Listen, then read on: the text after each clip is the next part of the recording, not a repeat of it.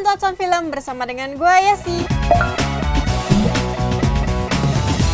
Nah, karena minggu lalu kita udah bahas alur cerita Attack on Titan season 1 dan 2, kali ini Kincir Cinema Club ingin membahas lanjutannya yaitu season 3. Pada season 2, pertempuran di distrik Singgasana pun berakhir, dan 4 jam kemudian Hanji dan squad Levi telah menyusuri dinding. Tapi ternyata nggak ada yang selamat alias mati semua. Nah, pada saat itu juga Hanji dan pasukan lainnya akhirnya ingin melihat kebenaran yang berada di rumah Eren, yang dimana si Eren mempunyai kunci yang pada waktu itu dikasih bapaknya. Ketika mereka sampai di tempat, mereka membuka laci dan melihat 3 buku dan sebuah foto. Ternyata terbuktilah keyakinan Erwin dan bapaknya kalau di luar tembok masih ada manusia, dan di foto tersebut terdapat tulisan kalau ayahnya Eren yaitu Grisha berasal dari luar dinding, di mana manusia hidup dalam kebudayaan yang lebih maju, yang artinya manusia di luar dinding itu masih ada atau belum musnah. Kemudian kita dibawa oleh scene flashback di mana Grisha bercerita lewat buku tersebut. Di buku tersebut diketahui kalau ada satu bangsa yang disebut bangsa Eldia yang tinggal di suatu tempat yang dikelilingi tembok sekitar 10 meter. Dan bangsa Eldia ini tinggal di bawah kekuasaannya Marley. Nah, suatu hari Grisha yang merupakan keturunan orang Eldia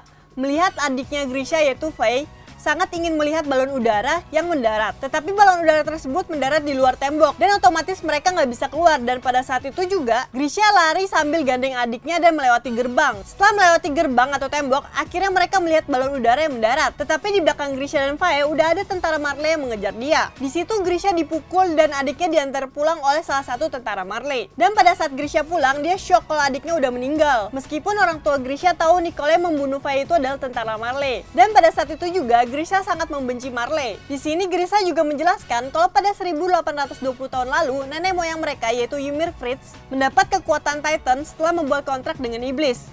Dan pada saat Ymir mati, Ymir membagi jiwanya menjadi 9 Titan dan terbentuklah Kekaisaran Eldia di mana penduduknya mayoritas dari keturunan Ymir. Saat itu bangsa Eldia membantai bangsa Marley dan menguasai benuanya. Gak hanya itu, keturunan Ymir juga menganggap rendah ras lainnya dan menindas mereka kurang lebih selama 1700 tahun. Setelah itu orang tuanya Grisha menjelaskan kepada Grisha kenapa orang Marley benci banget sama Eldia. Setelah itu Grisha pun mengerti dan melupakan dendamnya. Grisha lalu hidup seperti biasa hingga berusia 18 tahun. Tetapi dengan tiba-tiba dia bertemu dengan orang yang bilang kalau adiknya dibunuh sama tentara Marley untuk makanan anjing. Dan pada saat itu juga Grisha kesal dan marah dan berniat menjadi iblis sekaligus membalaskan dendam adiknya. Lalu Grisha ikut organisasi rahasia yang disebut Kelompok Kebangkitan. Dan kelompok ini dibantu oleh seorang mata-mata yang berhasil menyusup ke pemerintahan Marley. Mata-mata itu disebut burung hantu atau Owl, di mana Kelompok Kebangkitan gak pernah nih ngeliat orang ini. Gak lama kemudian burung hantu itu mengirimkan seorang gadis yang bernama Dana Fritz. Dana Fritz merupakan seorang keturunan raja satu-satunya yang tertinggal di Marley. Pada saat rapat Kelompok Kebangkitan, Dina yang mempunyai pengetahuan tentang Titan akhirnya memberitahu segala informasi Titan kepada Kelompok Kebangkitan sampai dengan kekuatan Founding Titan. Dana pun mengusulkan untuk mencuri Founding Titan dan mengalahkan Marley. Semua anggota Kelompok Kebangkitan pun setuju. Tapi ada muncul satu pertanyaan dari salah satu anggotanya. Kalau Raja memiliki Founding Titan, kenapa dia nggak coba mengalahkan Marley? Dan Dana pun menjelaskan kalau Raja tuh nggak mau lagi berperang. Dan hal inilah yang menjadi sebab kenapa sang Raja menghapus ingatan rakyatnya di Pulau Paradis. Setahun kemudian, Grisha dan Dina pun menikah dan mempunyai anak yang bernama Zeke, si Beast Titan. Dan gak lama kemudian pemerintah Marley ingin merekrut 7 prajurit dari Eldia untuk diwarisin 7 Titan mereka, di mana hanya orang Eldia keturunan Ymir lah yang mampu mewarisi kekuatan Titan tersebut. Nah, berdasarkan informasi dari burung hantu, Marley ingin memperkuat pemerintahan mereka sebagai negara terkuat di dunia. Marley takut kalau suatu saat nanti negara lain menyerang dan mengalahkan Titan mereka. Tetapi untuk melakukan hal itu, mereka harus mencari bahan bakar fosil yang terletak di Pulau Paradis. Marley juga ingin merebut Founding Titan dan menguasai Eldia termasuk Pulau Paradis sepenuhnya, jadi sekalian gitu. Tapi bedanya dengan tujuannya Marley, Grisha mempunyai tujuan yang berbeda, yaitu mengembalikan kejayaan bangsa Eldia. Tetapi pada saat itu Kelompok Kebangkitan cemas karena pasti bangsa Marley udah mendahului mereka. Dan pada saat itu juga Grisha memutuskan untuk mengirim Zeke sebagai tentara Marley. Pada saat itu orang tuanya Zeke tuh memberikan beban ke Zeke kalau dia tuh bisa menyelamatin bangsa Eldia. Sampai pada suatu saat Zeke yang merasa nggak dipeduli perasaannya oleh orang tuanya memutuskan untuk melindungi dirinya sendiri dan leluhurnya dengan cara melaporkan orang tuanya ke tentara Marley. Kemudian Grisha ditangkap bersama dengan Kelompok Kebangkitan dan disiksa. Dan pada saat itu tentara Marley sidak nih sama orang-orang Kelompok Kebangkitan, dan juga orang-orang yang mencoba memberontak akan dijadikan Titan dan dibuang ke Paradis. Dan hal yang mengejutkan, sebelum Grisha dan lainnya dirubah menjadi Titan, di mana ternyata Grisha bertemu lagi nih dengan tentara yang membunuh adiknya. Setelah itu orang-orang Kelompok Kebangkitan akhirnya berubah menjadi Titan termasuk istrinya dari Grisha yaitu Daina. Dan ternyata Daina adalah Smile Titan yang memakan ibunya Eren dan Hannes pada season 1.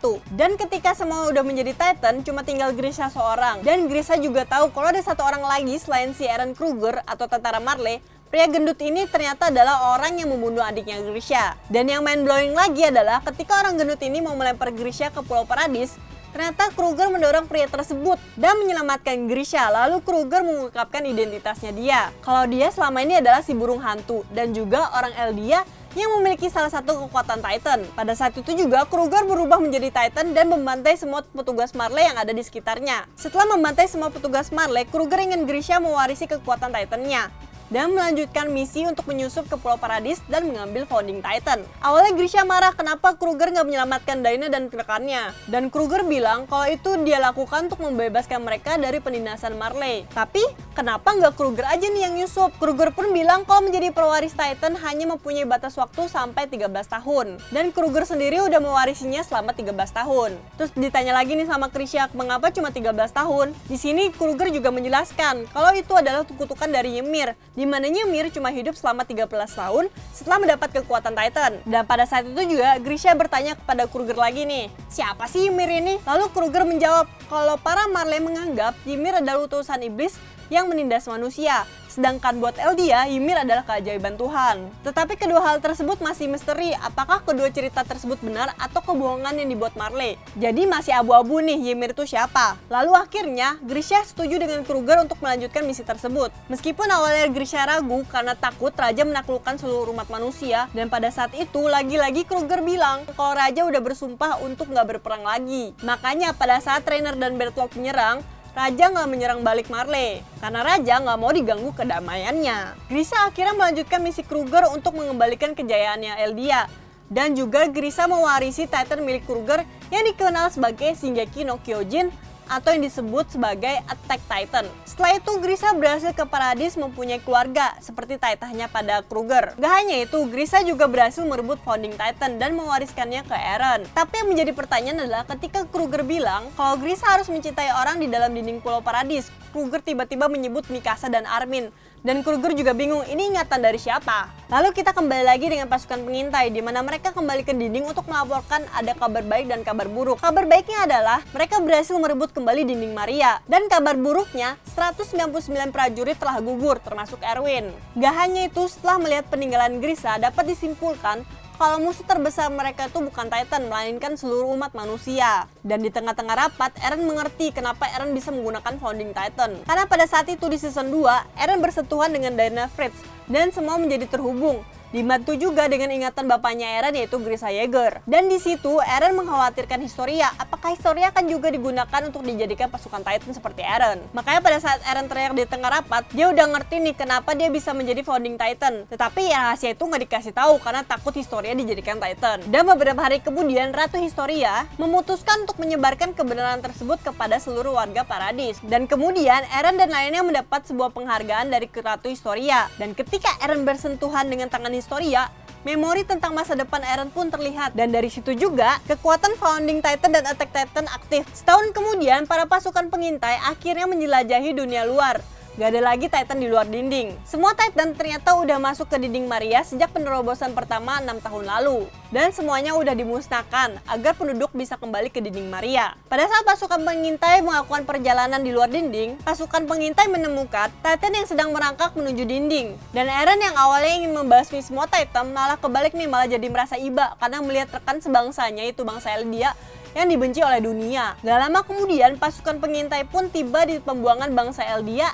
Dan di tempat itulah bangsa Marley membuang dan membuat Eldia menjadi Titan. Dan mereka semua lihat lautan yang berada di balik dinding tersebut. Semua orang pada saat itu bahagia dan senang karena melihat laut. Tapi nggak dengan Eren. Eren udah melihat lautan ini di ingatan bapaknya. Dan Eren berharap ingatan bapaknya itu salah meskipun ini fakta. Eren berharap Titanlah satu-satunya musuh. Dan Eren pada saat itu ngerasa sengsara dan ingin bebas. Sampai Eren bilang kalau kita membunuh semua musuh di sisi lain di tempat ini, apakah kita akan meraih kebebasan? Dan cerita dari season 3 diakhiri oleh pertanyaan Eren tersebut. Nah, segitu dulu seluruh alur cerita dari Attack on Titan season 3. Oh ya, kalau kalian suka update tentang game dan film, langsung aja kunjungi website kita di kincir.com.